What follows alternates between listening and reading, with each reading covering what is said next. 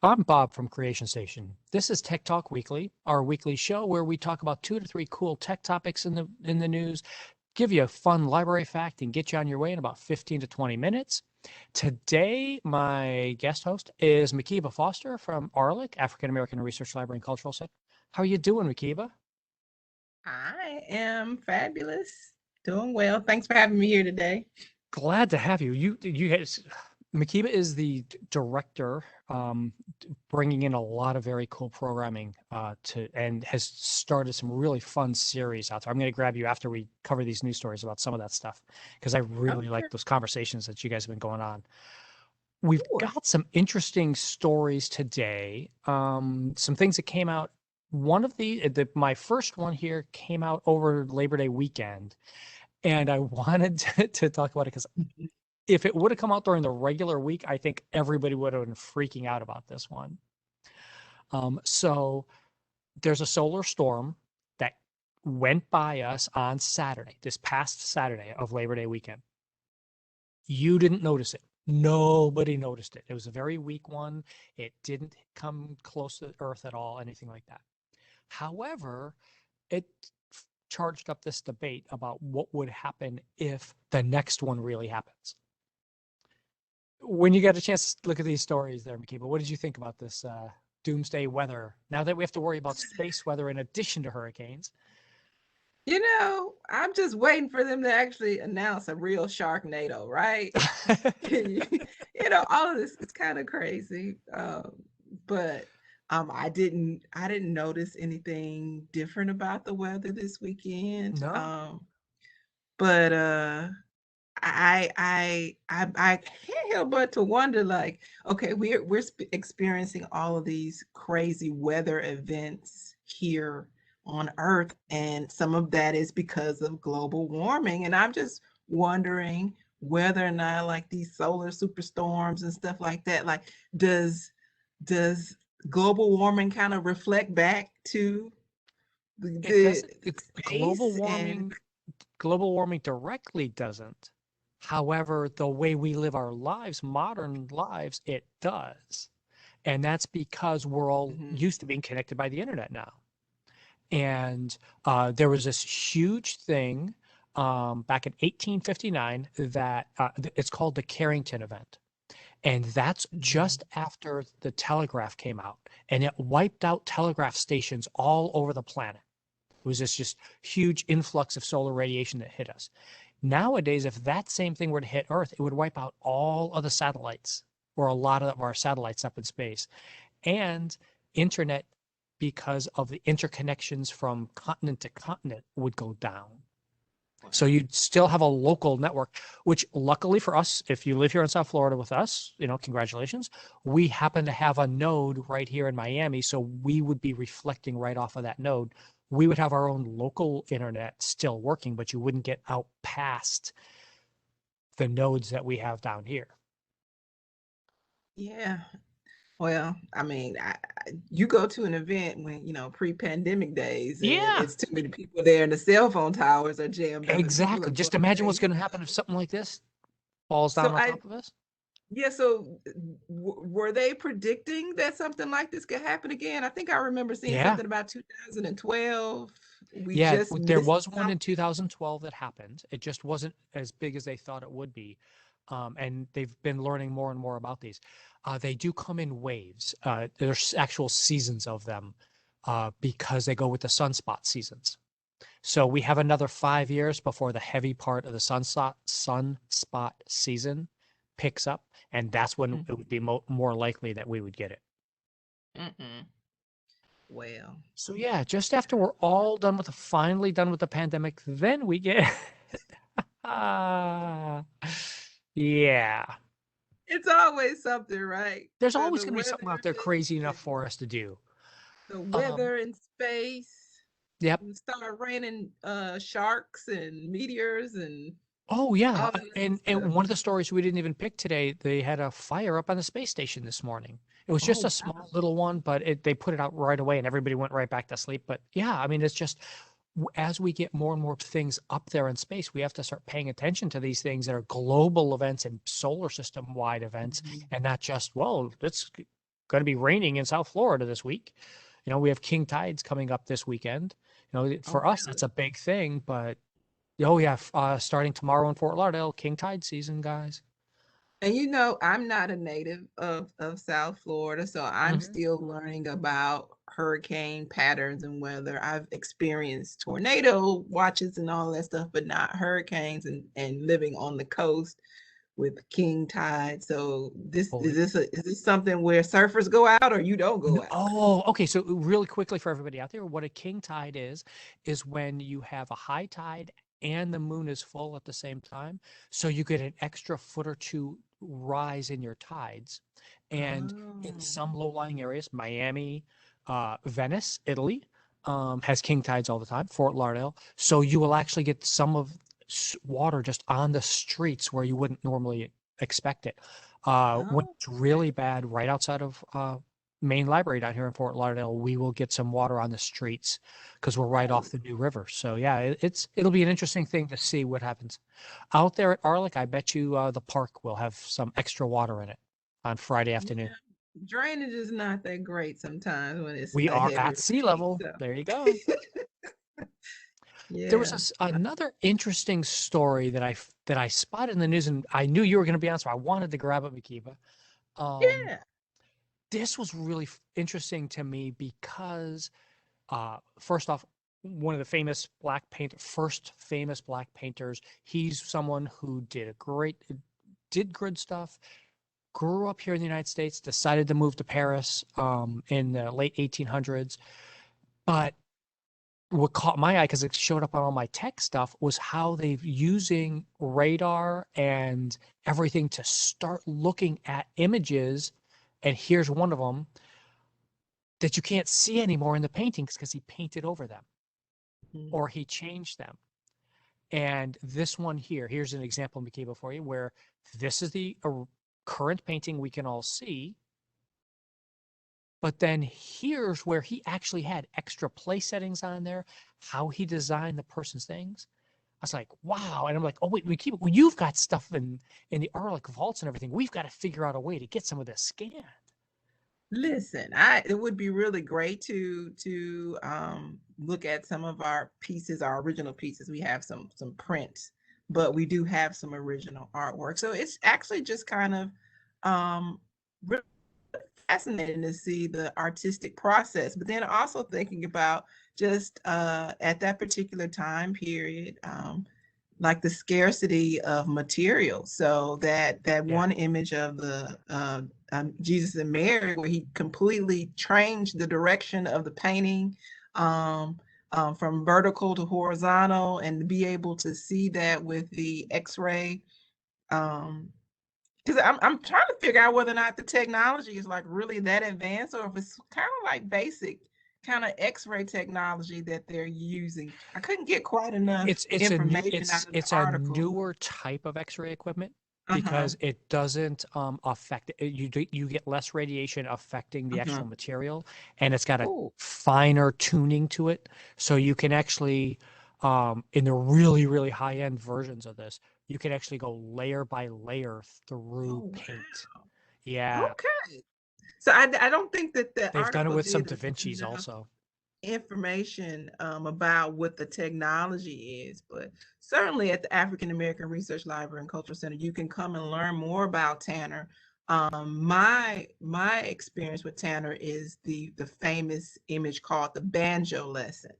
And about 2 years ago, we had a print of the banjo lesson, and music inspired sort of by that imagery as a part of one of our exhibitions. We had Now, is that the exhibition one he called. had in the white?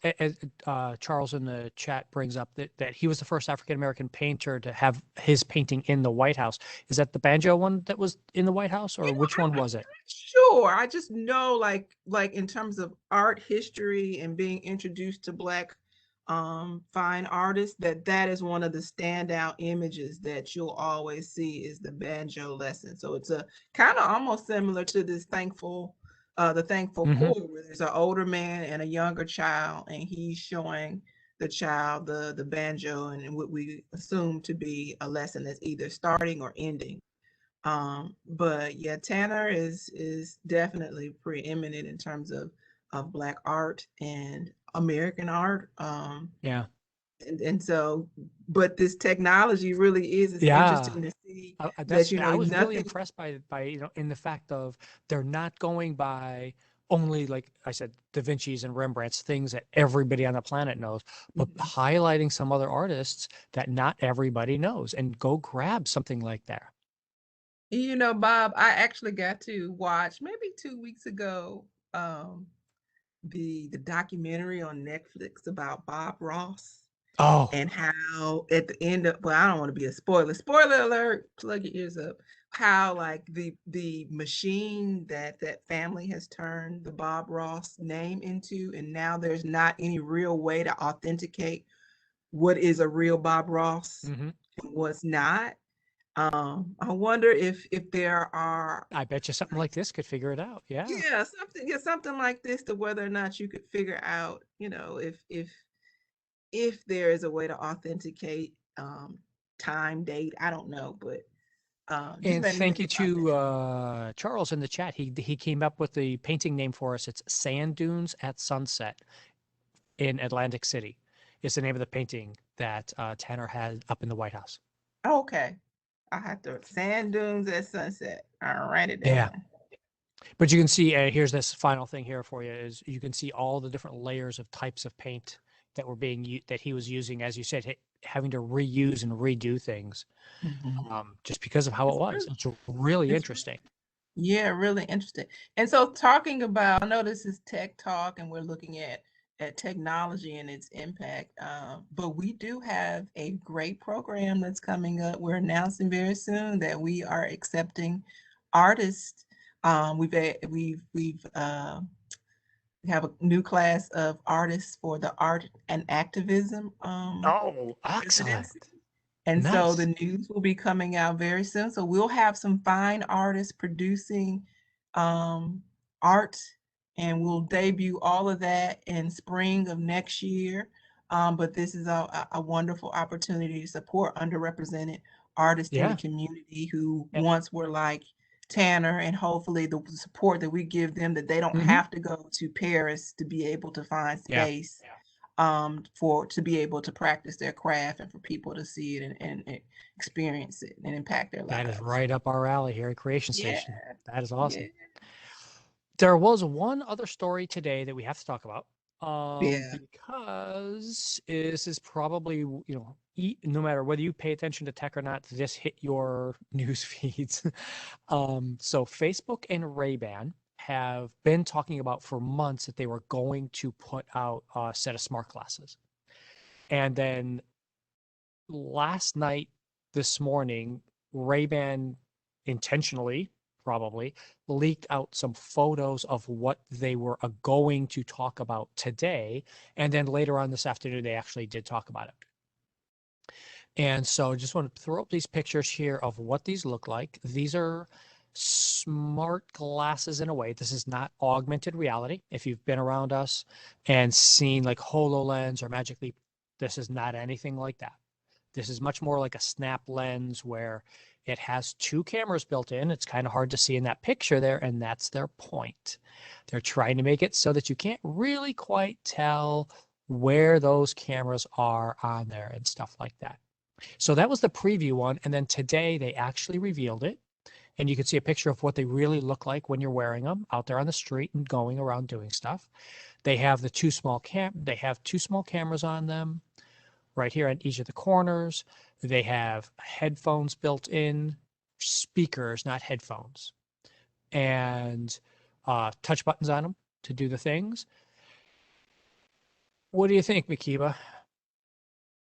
You gonna go around? I'm a little skeptical. You remember Google Glasses? Uh-huh, exactly. Yep. I did. We tried to get some for Creation Station and we couldn't. Yeah. I don't know, those Google Glasses didn't really go anywhere. They did for a minute, but I don't know anybody who really used them in any kind of way. So I don't know. it's kind of cool because they're Ray-Bans, but then the other thing is that are they sunglasses or are they fake glasses? I'm off. I'm kind of They practical are enough for the sunglasses. way. They are regular sunglasses. They do come with polarized. They do have all the stuff for that. But I'm practical Only to the point where can they also be prescription?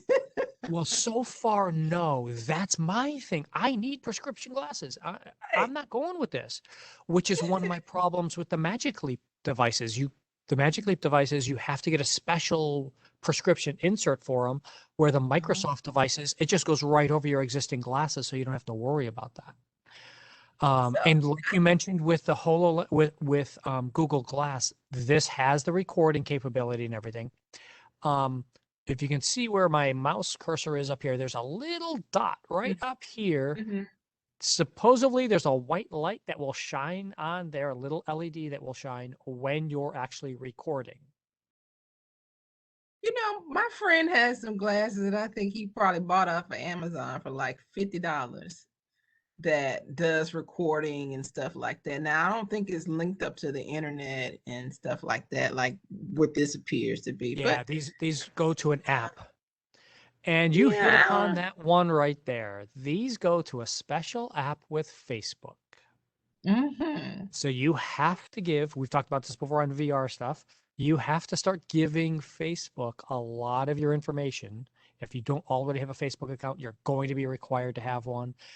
There has not enough news out yet whether this app that they're pairing it with has to be paired with your Facebook account or not. Everybody presumes it does. Does it work without being logged into Facebook or not? We don't know. Like you don't have to be logged into Facebook. You can be and still use Instagram. hmm Nobody knows. These are some of the things that are going to be coming up here in a minute. yeah, Facebook owns WhatsApp. So since it has Yep. speakers and it has text recognition, I'm assuming then there could be some linking to where you're just walking down the street kind of talking to yourself, but maybe you're doing Yep. voice to text to people in Yeah. WhatsApp. In theory, that would be a really nice feature. In some of the user reviews, the early ones, people did mention that it was easier to just tap the thing on the side of the glasses to take a picture of where they were rather than digging out your phone and trying to take a good picture. Quality of the camera on these is obviously nowhere near as good as your phone is. But $300, I know crazy people who spend more than that just on regular sunglasses. Yeah. Well, like I said, if they're allowed to have prescriptions in it, maybe you can use your insurance. There you go. Nice. That's a nice How way. to hack. Get insurance to pay for this for me. That'll be Right. that's not a bad thing. I don't. But Uh, I'm wondering about the picture quality because that's the other thing. Like it's one thing to point and shoot, but yeah, sometimes where your eyes are looking and where the cameras are positioned on the glasses, you might be yeah, looking in that direction, but the kind of quality of picture that you take yeah. might not be quite what you think it is. And they're both 5 megapixel cameras, so that sounds great if you've been using cameras for a long time. But I mean, your modern iPhones and Android are all at 12, verging on Mhm. 24 now. So Yeah. This is yeah, we're this is getting there. By the way, interesting. yeah, I want to point out to everybody here, if you have not noticed, we've been doing the orange all day long today. Today is September is Hunger Action Month, as our cool library fact. So if you're out there, make sure there's lots of donations around the county for that. And To wear you can orange today. all grab that anywhere. Thank you, Miss McKeever. That is awesome. I forgot. That is great. Now let me see. You started to give us that cool thing about the new feature that you guys have coming up, but you also have the Ashley Bryant Festival is coming up here with over there at Arlick soon. That's Tell us happening about on that. Saturday. So Saturday, we will be hosting the Ashley Bryan art series. It's going to be virtual because we're still not doing in-person programs, but we are hosting award-winning photographer Nina Cruz. Her book, Girl Like Me, is a photography collage book. And Ashley Bryan series, it's named after the illustrator as well as book writer, author, Ashley Bryan, who has for a very long time centered the narratives of Black and Brown children in children's literature. And so when AARLCC was founded, we have a collection of his artwork and books. And we continue this celebration by honoring another person of African descent doing the same kind of work. And so this weekend, we will be hosting Nina Cruz. There's a special portion for teachers and educators to participate in terms of understanding multicultural literature in the classroom. But then also there is a family-friendly event called the Take and Make. So you can come by the library, pick up the supplies to make, and Nina Cruz is going to lead participants in a kind of collage making virtual event. So if you're local, you can come pick up the supplies and then join us on Saturday from 1 to 3 p.m. To learn more about her book, Girl Like Me, and illustration and art and all that fun stuff.